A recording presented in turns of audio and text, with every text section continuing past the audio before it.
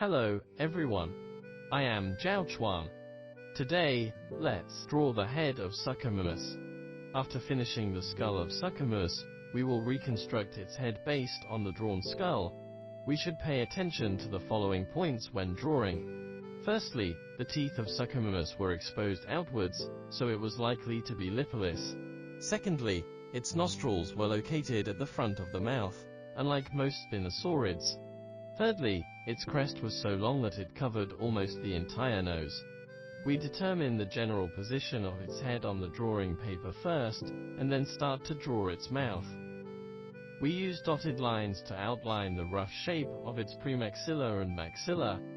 Pay attention to the curvature of each part.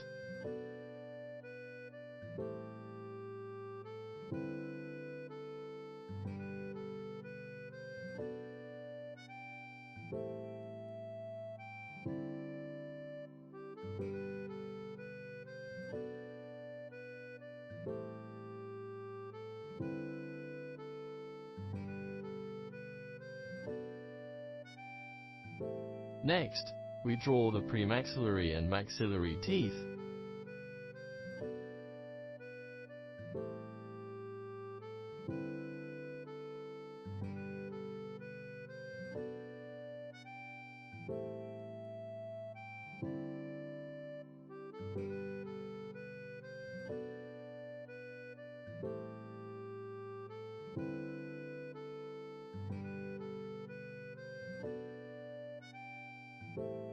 Followed by showing the roots of them.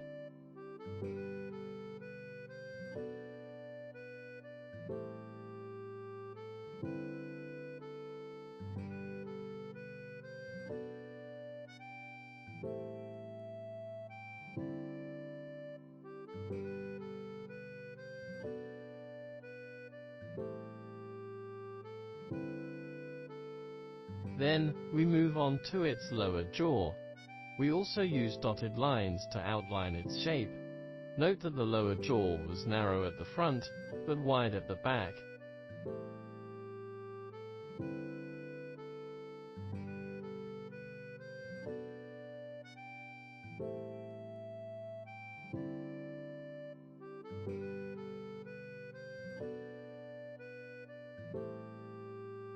Next, we draw the teeth on its lower jaw.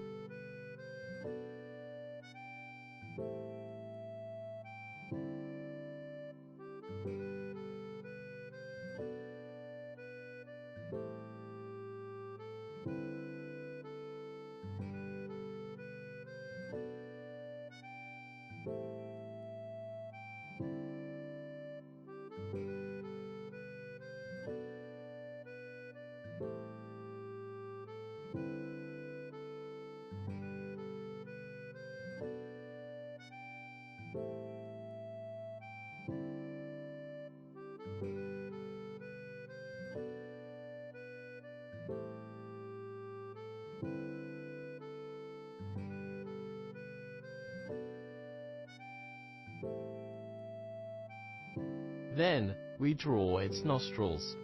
Start by showing its nostril on the skull with dotted lines.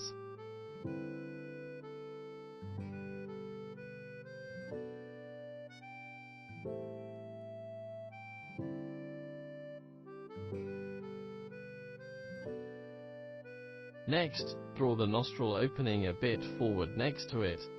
Around the nostril opening, we outline some folds. We use very light lines to draw its eye socket and the skin above.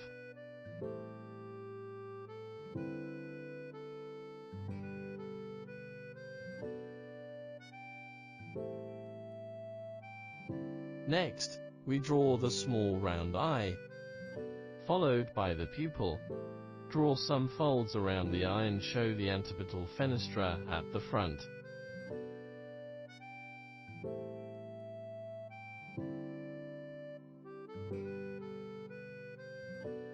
It should be noted that only the upper part of the antipodal fenestra is visible, and its lower part will be integrated with the skin.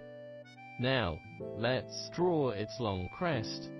Although its crest was relatively low, there was a more prominent bulge in its upper part.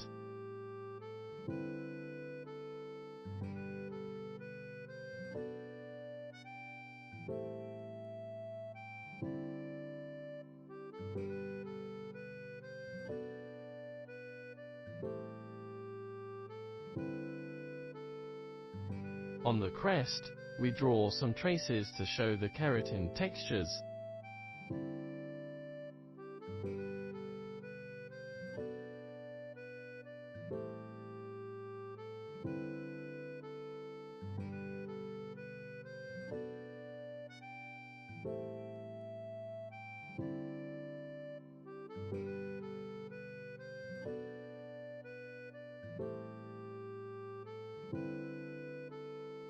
On the rear of its head, we draw the temporal fenestra, the ear, and some muscles that connect to the neck.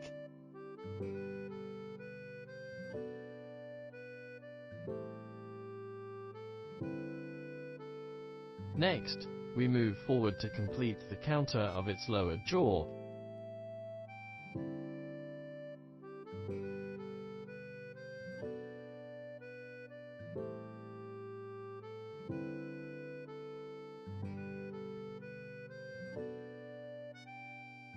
Let's add some details, such as drawing some wrinkles at the corner of the mouth, and some large scales at the front of the mouth, followed by some muscles behind the lower jaw.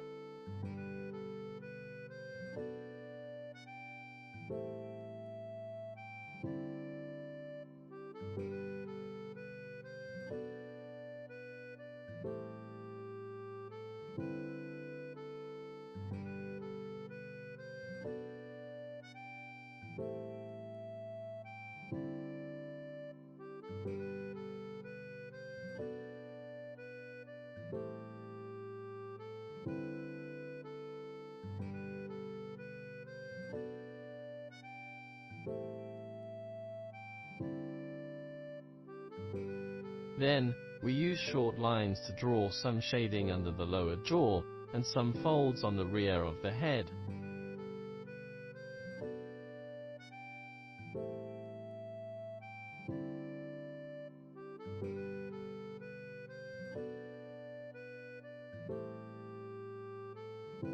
Finally, we outline its throat.